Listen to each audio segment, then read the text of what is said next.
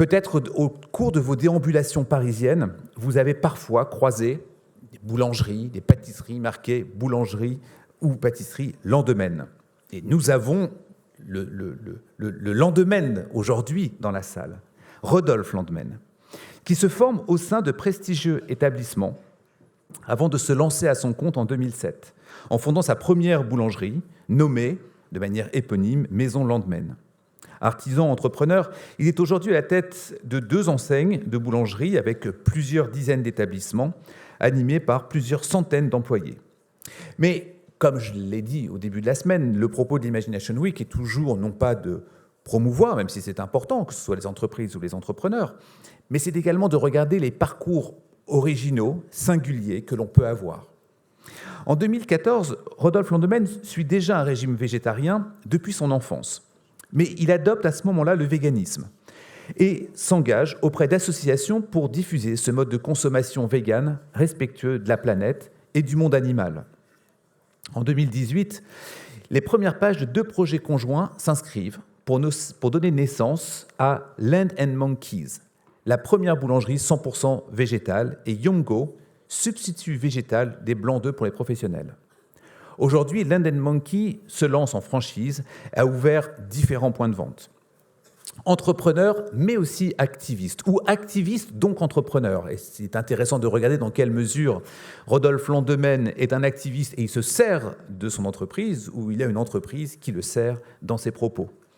Rodolphe décide de partir en 2022, de relier le monde de l'entreprise à celui de l'intérêt général et découvre le modèle des fondations actionnaires aux côtés de Profil, une réflexion qui donnera naissance au fonds de dotation Demain sur Terre, avec comme raison d'être la résilience alimentaire et la régénération du vivant.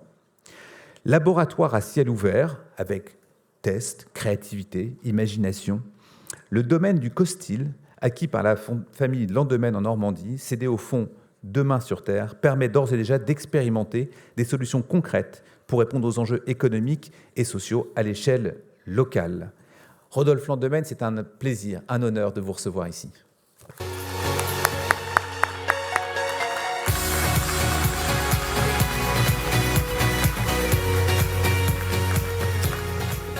Bonjour à tous, merci beaucoup de m'inviter Xavier. Excellente année 2025 à tout le monde. Je suis très heureux d'être ici, même si c'est un petit peu impressionnant. Alors je vais essayer je vais délivrer en fait un témoignage sur les choses qui ont été importantes, les grands moments qui m'ont fait changer, évoluer, et dans ma position de citoyen et dans ma position d'entrepreneur. Et on va voir ce qui se cache un petit peu derrière ce titre un peu pompeux d'entreprendre pour le vivant. J'aurais pu mettre aussi entreprendre à l'âge de l'Anthropocène. Et moi, je suis rentré en fait par le prisme de ces grands sujets du XXIe siècle, il y a une dizaine d'années, par le prisme du véganisme, où en fait j'ai découvert toutes ces limites planétaires, l'effondrement de la biodiversité, le réchauffement climatique, la pollution des sols. Et j'ai décidé d'entreprendre, de continuer à entreprendre, mais d'essayer de relier en fait l'huile et l'eau, ces secteurs qui ne se parlent pas, et d'essayer de faire en sorte que mon entreprise pèse moins sur la biosphère. Et c'est ce qu'on va voir aujourd'hui, en fait, 40% des gestes éco-citoyens. C'est la façon dont on se restaure, et c'est ça que je voulais vous partager, c'est ça qu'on va regarder aujourd'hui, c'est qu'on a tous le levier, un levier très fort. Alors, on se pose des questions quand on voit toutes les problématiques du XXe siècle sur la façon dont on pourrait agir, nous, personnellement. Eh bien, on va voir que l'assiette, la façon de se restaurer, eh bien, c'est le plus gros levier, puisque c'est 40% des gestes éco-citoyens. Donc l'écosystème qu'on va regarder ensemble, donc toutes les entreprises du groupe, il y a Maison Landemaine qui est la maison historique, Land & Monkey dont on a parlé tout à l'heure, qui est un réseau de boulangerie-pâtisserie 100% végétale, Demain Bakery qui est une initiative pour travailler autour des déchets, et le fonds Demain sur Terre dont on a parlé qui a vocation à protéger le vivant par la sanctuarisation de grands espaces, la start-up Yongo et MyFair Compagnie. Je vais vous détailler une par une et je vais vous expliquer pourquoi elles apportent une réponse. En fait, je crois qu'aujourd'hui, l'entreprise doit apporter une réponse ou sociale ou environnementale, sinon elle n'a pas de raison d'être. Donc 600 collaborateurs, 60 millions d'euros. J'ai fondé le groupe il y a une quinzaine d'années, donc on était 7 au départ.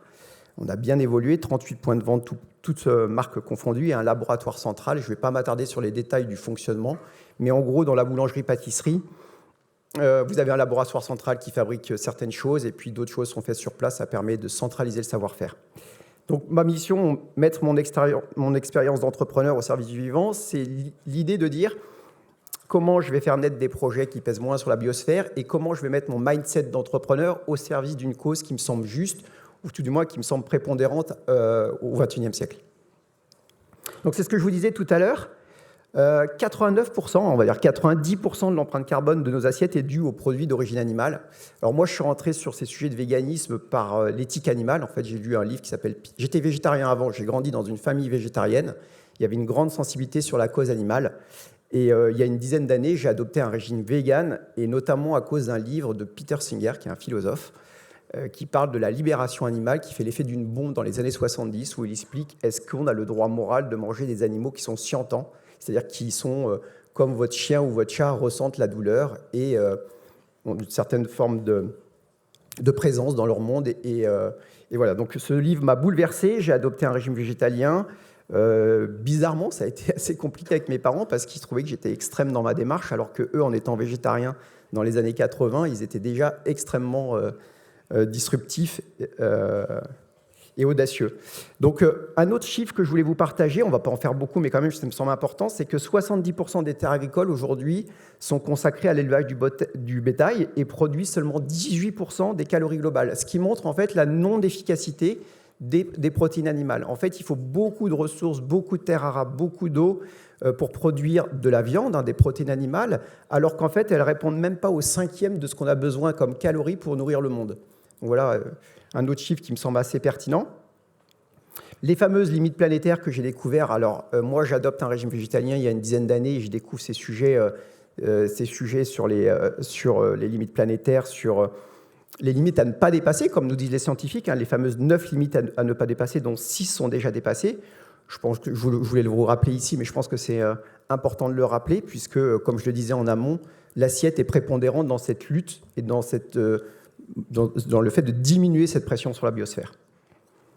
Donc 40% des gestes éco-citoyens, on en a parlé tout à l'heure, c'est pratiquement la moitié de ce que peut faire un citoyen. D'ailleurs, tous les organismes étatiques qui sont là aussi pour prendre leurs responsabilités sur ces grands enjeux. Mais nous, à titre citoyen, c'est d'abord l'assiette et la façon dont on se restaure. C'est ensuite le déplacement, à moins prendre l'avion, pas trop de déplacement en voiture et ensuite moins consommer. Mais d'abord, c'est l'assiette. Alors, entreprendre pour le vivant, derrière ce petit titre un peu pompeux, qu'est-ce que ça veut dire? Ça veut dire repenser son offre.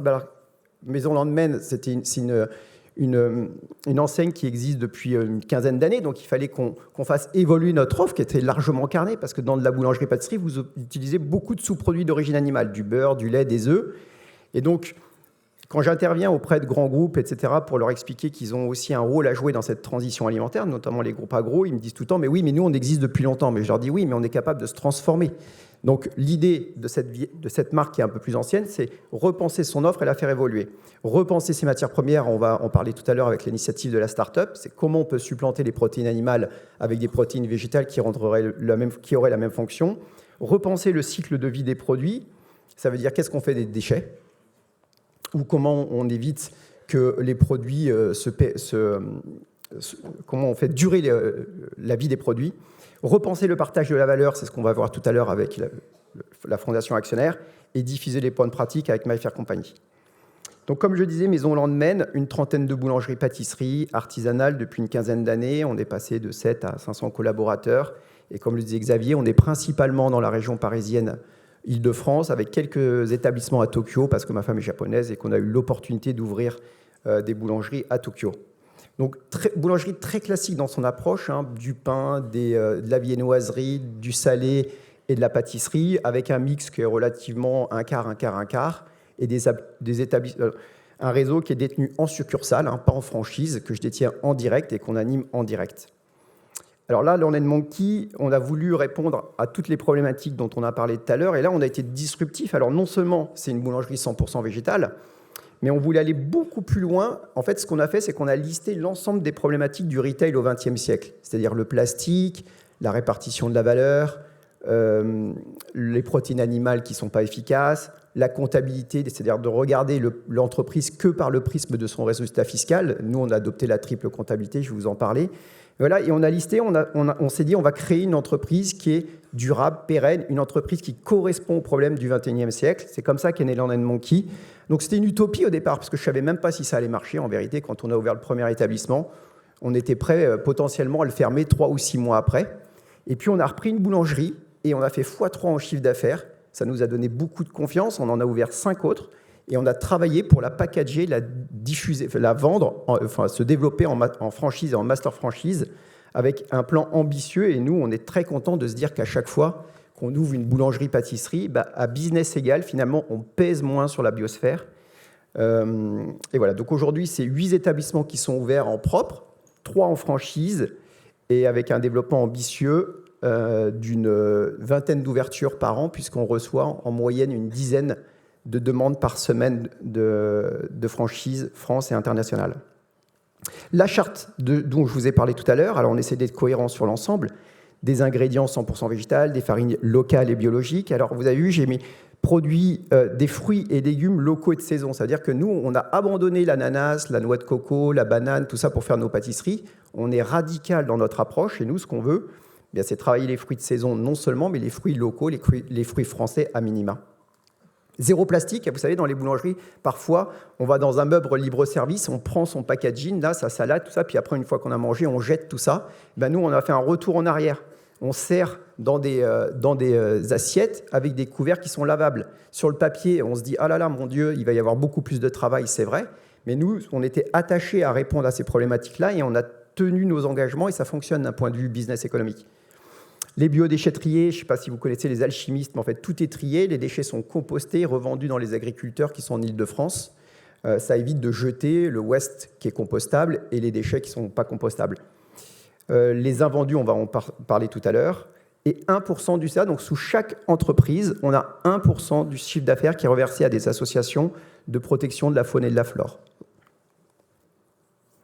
Donc les perspectives de développement, je vous les ai mis, mais ce n'est pas le plus important. Mais en fait, ce qui est important, c'est que la contrainte a fait germer une idée qui est complètement destructive, qui sur le papier ne semble pas fonctionner. Et puis finalement, de fil en aiguille, on ose, on est audacieux et ça fonctionne. Et le marché embrasse cette façon de voir les choses. La start-up dont je vous ai parlé, alors ce qui s'est passé, c'est que quand on a créé Learn & Monkey, on avait un réel problème sur les œufs. Donc la protéine animale la plus consommée au monde, c'est la protéine d'œuf. Et en fait, l'œuf, il est omniprésent dans toutes les recettes de boulangerie, de pâtisserie. C'est vraiment l'ingrédient le plus difficile. Quand il y avait du beurre, on pouvait travailler de la margarine ou des huiles. Quand il y avait du lait, il y a 7 laits végétaux. Donc il y avait pas mal d'alternatives sur plein de segments de sous-produits d'origine animale, mais il n'y avait rien pour les œufs. Donc je me suis dit, si moi, vegan déterminé, j'ai des problèmes pour trouver des solutions pour remplacer les œufs dans les recettes, j'imagine que l'écosystème du métier aura aussi beaucoup de problèmes. Donc on a créé une entreprise et on s'est entouré de PhD et d'ingénieurs agro et on a fait 3 ans de recherche et développement pour trouver des protéines qui puissent remplacer l'œuf dans les recettes. Alors on ne vient pas remplacer l'omelette ou l'œuf à la coque, etc. Ce qu'on vient faire, c'est trouver la fonction de l'œuf dans la recette, trouver son pendant dans les protéines végétales et voir si ça fonctionne. Donc on a closé une série A en 2023 de 5 millions d'euros et on est présent aujourd'hui dans 14 pays. Donc voilà, encore une fois, une initiative autour d'une créativité qui naît d'un problème. Et finalement, c'est peut-être ça aujourd'hui, c'est peut-être ça toujours une entreprise, c'est tenter de résoudre un problème par la création d'une initiative qui vient résoudre ce problème. En l'occurrence, en gardant à l'esprit ce que je disais en amont, c'est qu'elle apporte une réponse sociale ou environnementale aujourd'hui.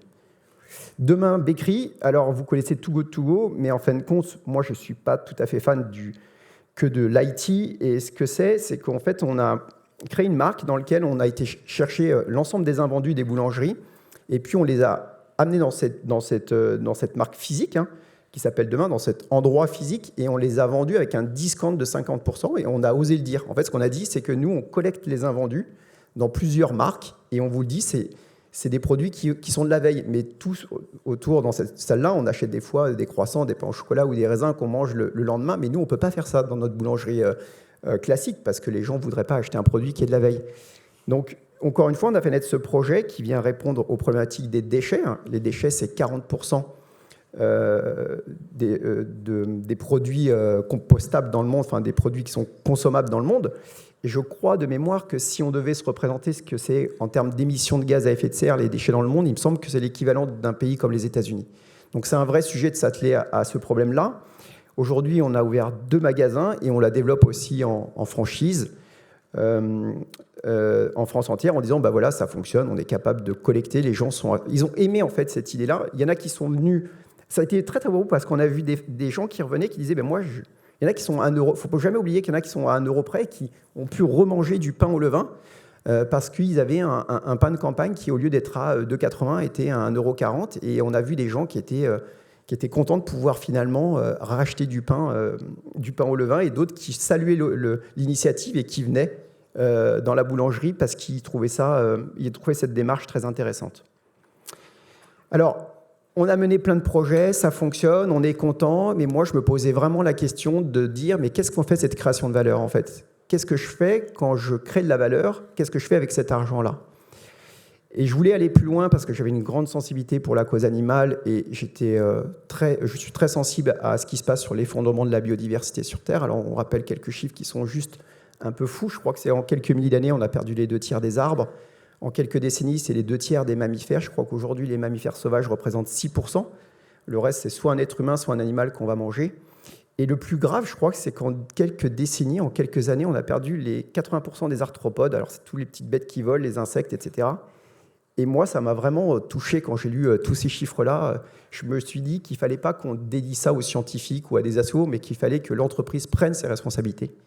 Et on a monté ce fonds Demain sur Terre qui est actionnaire des holdings à hauteur de 20% aujourd'hui, qui va monter à 51%.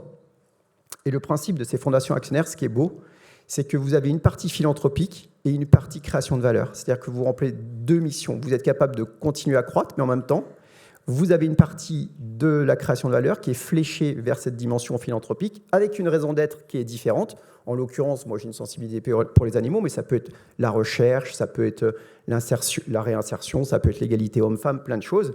Et vous mariez finalement les sujets philanthropiques, associatifs et le business. Donc sur ces 200 hectares en Normandie, je vous ai mis une petite vidéo après pour vous les présenter, on travaille aussi des sujets de résilience alimentaire, c'est-à-dire en gros comment on produit de la nourriture en aggradant la vie, en aggradant les sols, c'est le vrai sujet, et comment on produit de la nourriture s'il n'y a plus d'énergie fossile.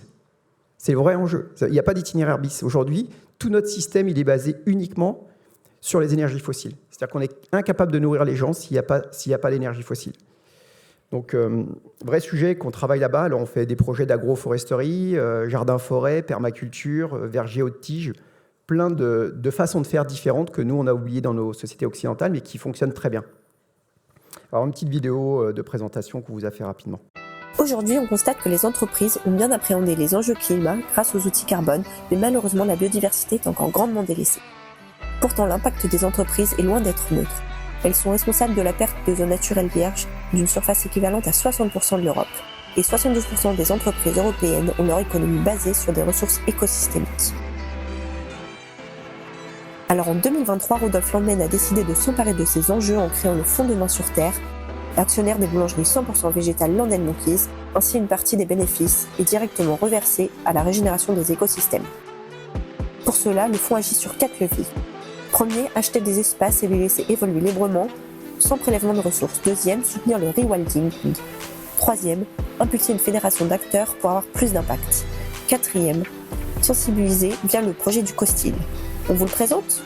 C'est parti. Ici au domaine sauvage de Costil, vous êtes au cœur du pays d'Auge normand sur un site de 170 hectares dédié à la libre évolution. Les naturalistes qui suivent ces belles avancées observent déjà des oiseaux qui reviennent. Ça promet d'être beau. Préserver les espaces naturels et tenter de rééquilibrer les pressions incessantes de l'humain sur la nature. On la laisse évoluer librement sans prélever de ressources. Simplement.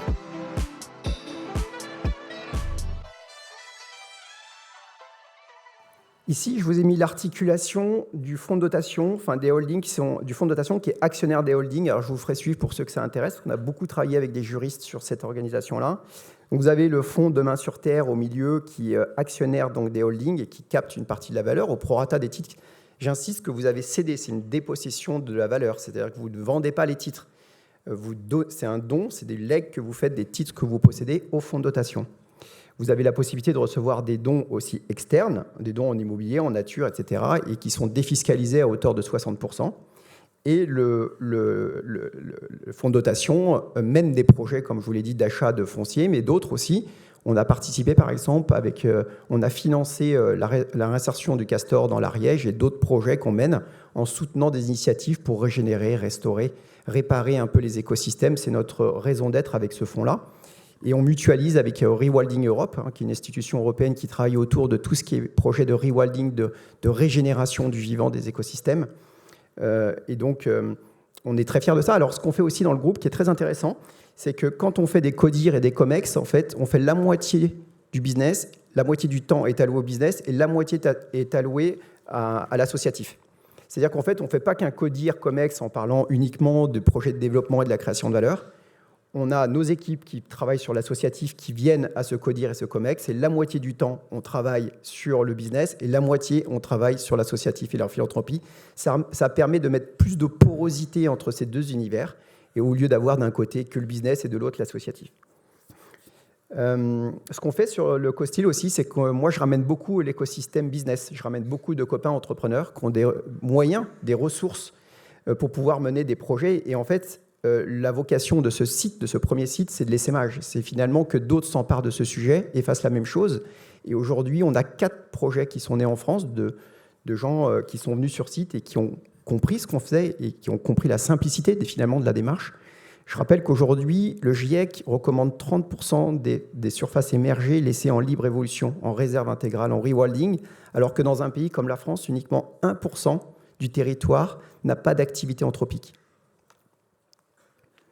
My Fair Company, c'est une société qui vient divulguer les bonnes pratiques. C'est une société que j'ai créée de conseil. Alors, je vais vous donner un exemple de ce qu'on fait. On a créé une gamme avec une société qui s'appelle Deli France, qui fait 2 milliards et qui vend des produits dans le monde entier. C'est un très gros groupe industriel. Et on a cofondé, en fait, on a créé ensemble une gamme de produits 100% végétaliens, dont l'intégralité des revenus est versée à My Fair Company, puisqu'en fait, le fonds de dotation n'a pas vocation à percevoir de l'argent, à faire du business, et vous êtes obligé de passer par la case impôt avant de pouvoir redistribuer cet argent au fonds de dotation. Donc, c'est une société de conseil en végétalisation, c'est partager les bonnes pratiques, expliquer à l'écosystème ce qui fonctionne et ce qui ne fonctionne pas, parce que ce qui fait peur aux gens, c'est de se dire, est-ce que dans cette nouvelle branche du véganisme, du végétarisme, il y a de la profondeur de marché ? Et nous, on vient les rassurer sur la performance de nos boutiques, sur ce qui se passe, sur un marché qui est prêt à entendre ce genre de twist, de changement très fort. Et encore une fois, une société qui vient répondre, diffuser les bonnes pratiques pour accélérer la transition et avoir plus d'impact. Donc, je vous ai mis une petite vidéo avant de conclure un peu dur pour un matin, mais après, il y aura plein de bonnes choses gourmandes pour vous faire du bien. Et je vous demande de l'écouter avec attention parce que j'aime beaucoup Philippe Descola, son travail autour de la séparation nature-culture. Je crois beaucoup au récit dans ce qu'on est en train d'évoquer ensemble. Je crois que Homo recitus, nous, on est vraiment une espèce de récit et on a besoin d'écouter, de croire en des nouveaux récits. Et Philippe Descola, c'est celui qui a mis un peu le doigt là-dessus, il y a quelques années, au travers de ses recherches, sur la séparation nature-culture de nos sociétés occidentales. À l'échelle de l'histoire humaine, il est minuit moins quelques secondes. Lorsque minuit sonnera, dans quelques décennies, nous entrerons dans un monde qu'aucun humain n'aura jamais connu, mais dont quelques-uns, dans les bidonvilles du Sud, ont commencé d'expérimenter les effets. Les mauvaises nouvelles ne cessent de tomber. L'Organisation météorologique mondiale annonce que, contrairement aux engagements pris lors de la COP21 de limiter les émissions de gaz à effet de serre, leurs niveaux ont encore augmenté en 2023, avec une hausse de plus de 10% du CO2 en 2 décennies.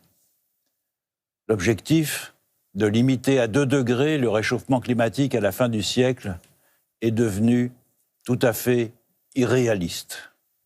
Les prévisions raisonnables tablent désormais sur une augmentation de 4 degrés, et même le double, si, comme c'est de plus en plus probable, on exploite et brûle dans les prochaines décennies la totalité des réserves d'énergie fossile connues. Il est presque minuit, et nous avançons vers l'abîme comme des somnambules, balbutiant les pauvres mots de nos faux semblants, transition écologique, développement soutenable, crédit carbone, ignorant les Cassandres, les insultant parfois, ces porteurs de mauvaises nouvelles, rendus responsables des malheurs qu'ils annoncent. Et en n'oubliant pas que l'empreinte carbone des 1% des habitants les plus riches de la Terre représente 175 fois l'empreinte carbone des 10% les plus pauvres. Tous les terriens ne sont pas également responsables de la catastrophe à venir. Alors, pour conclure, au-delà de l'avertissement du grand anthropologue, comme je le disais à l'instant, Philippe Descola, notamment connu pour ses travaux sur la séparation nature-culture de nos sociétés dites modernes, je vous ai mis un petit graphe sur ce que je vais vous expliquer. Ce qui me semble pertinent de mettre en lumière sont les conséquences lourdes de ce récit qui s'est imposé très largement. Il y aurait d'un côté les civilisations humaines et de l'autre tout le reste, les 10 millions d'autres espèces habitant la Terre, mammifères, poissons, insectes, arbres, etc., regroupés dans ce concept un peu fourre-tout de nature. Cette nature ne serait perçue que comme une ressource soi-disant infinie, comme l'attestent d'ailleurs les équations des économistes du début de l'ère industrielle. Seul le travail serait un frein à la croissance. Aujourd'hui, l'ensemble des travaux des diverses sciences démontrent le caractère erroné de cette pensée. Jean Covici sur la fin annoncée des énergies fossiles, Philippe Biwix sur la fin annoncée des métaux rares, Jean-Baptiste Fressos sur le caractère impossible de la transition énergétique, Arthur Keller sur la grande descente énergétique et, plus inquiétant encore, Elisabeth Kolbert ou Bruno David sur la 6e extinction de masse, sans parler des scénarios de collapse et d'effondrement d'Yves Cochet de Pablo Servigne. La vie disparaît sur Terre et ce sont les activités humaines qui en sont responsables. Destruction des habitats, utilisation des produits phytosanitaires, réchauffement climatique, espèces invasives comme principaux facteurs. Nous devons changer. Nous devons créer de nouveaux récits. Ces organisations à but lucratif, les entreprises, sont un puissant levier d'action. Elles doivent évoluer vers de nouveaux modèles économiques qui visent à réduire les impacts négatifs sur l'environnement, mais aussi à créer un impact positif global. Cette entreprise dite régénérative s'appuierait en premier sur un socle puissant du vivant, puis sur un second socle social, et enfin sur la création de valeur, ce qui est l'exact inverse aujourd'hui. Cette perma-entreprise verra sa raison d'être évoluer vers 3 principes fondateurs. 1. La réparation, la restauration et la régénération du vivant. 2.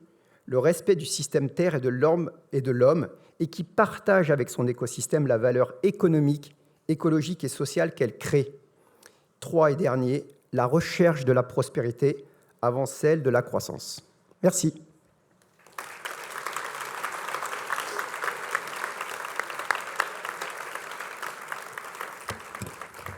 Merci beaucoup, Rodolphe, de cette intervention et cet engagement. Je vais appeler les étudiants qui ont préparé leurs questions. Si vous voulez bien me rejoindre sur scène. For those that prepare their questions, please join me on stage. I don't know where vous êtes. 1, 2.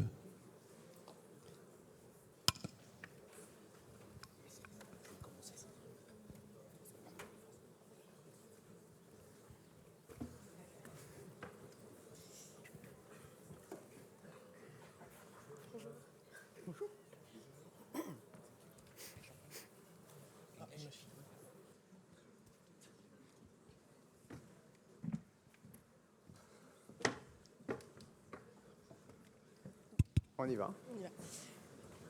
Donc j'ai une question. Quels défis avez-vous rencontrés en combinant les méthodes de cuisine traditionnelles avec les nouvelles technologies alimentaires pour créer Yumgo? Et aussi, comment avez-vous réussi à convaincre les chefs et aussi l'industrie alimentaire de faire confiance à vos produits? Alors, quand on part sur un projet comme ça disruptif, quand on part sur une idée complètement disruptive, on ne sait pas ce que ça va donner. C'est pour ça qu'on appelle ça start-up en vérité. C'est parce qu'on part d'abord sur une idée, qu'on a besoin de fonds pour creuser cette idée, et on verra, parce qu'en fait, moi je suis allé voir des ingés agro, des PhD, je leur ai dit, est-ce que tu penses qu'on peut trouver des protéines dans le monde végétal qui fassent la même chose que l'albumine, que l'œuf, qui stabilisent des émulsions, qui foisonnent, qui lient des recettes, c'est ces 3 fonctions des protéines qui sont dans l'œuf. Ils m'ont dit, ouais, peut-être envisageable. Et en fait, on a cherché pendant 3 ans, et on a itéré. On a cherché sur des milliers de protéines, voir si c'était faisable. Donc ça part d'une idée complètement saugrenue, en fait, en vérité. Et une fois que ça fonctionne d'un point de vue visuel et d'un point de vue gustatif, quand tu es unanime à dire que oui, ça fonctionne, tu vois le résultat visuel, et tout à l'heure, on sera là pour déguster quelques produits qui sont en lien avec ce que je suis en train de dire, eh bien l'utopie devient un petit peu plus réelle. Tu vois, elle se matérialise. Et dans certains pays, ce qu'on voit, c'est une appétence pour cette innovation, alors que nous, on hérite en France d'un héritage socioculturel qui est tellement puissant qu'on a du mal avec l'innovation autour de la nourriture. Mais par exemple, on est présent en Asie, au Japon, en Corée, etc. Et là-bas, ils ont une grosse appétence sur ces sujets-là, ils les embrassent tout de suite. Donc c'est très aussi géolocalisé, cette façon de concevoir l'innovation. Je vais poursuivre avec une question un peu similaire, mais plus côté parcours. Vous avez fait les Compagnons du Devoir. Ouais. En quoi le fait d'avoir fait les Compagnons du Devoir, ça vous a soit ouvert l'esprit sur des nouvelles alternatives, ou au contraire, un peu bloqué sur des méthodes plus artisanales, plus traditionnelles, et comment est-ce qu'on dépasse ces limites qu'on a connues dans le milieu? Ouais, c'est super intéressant, parce que les Compagnons du Devoir, c'est une vieille formation très traditionnelle. Alors le principe, ça existe depuis le temps des cathédrales, c'est ce qui faisait office de syndicat il y a 800 ans en fait. C'était tous les métiers du bâtiment. Les compagnons, le principe, c'est de voyager entre 5 et 7 ans en France ou en Europe et de faire différentes maisons pour apprendre son métier. Il y a 20 métiers manuels et on vit en groupe, dans des sièges sociaux, on est entre 150 et 200 personnes et c'est très axé sur la formation, mais c'est très conservateur. Et moi, c'est vrai que j'ai dû m'émanciper en fait de ces croyances-là et de cette formation-là, puisque je suis un pur produit de la gastronomie française, dépasser ça pour imaginer que ça soit possible. Parce que la façon dont j'ai été formé, c'est toujours autour du fait qu'il fallait utiliser ces produits pour faire des bons produits dans notre pâtisserie à nous, franco-française. Donc il a fallu faire un effort et de partir d'une feuille blanche, mais c'était la période la plus intéressante dans ma carrière professionnelle. C'est pas la période Maison Landemaine où je reproduisais finalement des choses qui marchaient, quoi, parce qu'on me demandait tout le temps pourquoi ça marche, mais je savais pas trop quoi répondre. J'avais l'impression juste de faire correctement les choses, alors que pour Landemaine Monkey, ça a été une vraie créativité, une vraie envie de créer quelque chose de nouveau. Et peut-être que pour vous, c'est ce qu'il y a de plus intéressant à garder, c'est qu'il faut penser parfois vraiment en dehors de la boxe, quoi. So first of all, good morning. Oh, in English. Yeah, sorry, I don't speak French. No. You speak English? A little bit. Yeah, so I have one question. So if you could go back in time and change one thing that you did wrong, that you want to change, what would it be? Ah, bah, vous allez rigoler, mais en fait, je pense pas être un entrepreneur en vérité. Moi, j'ai une grande sensibilité pour la cause animale depuis petit et je voulais faire de l'éthologie. Et j'ai l'impression de revenir aux sources. C'est assez bizarre de dire ça alors que je monte des boîtes et que ça va bien. Mais je suis content en fait, de réconcilier mon moi profond avec mes entreprises, quoi. Tu vois ce que je veux dire? Mais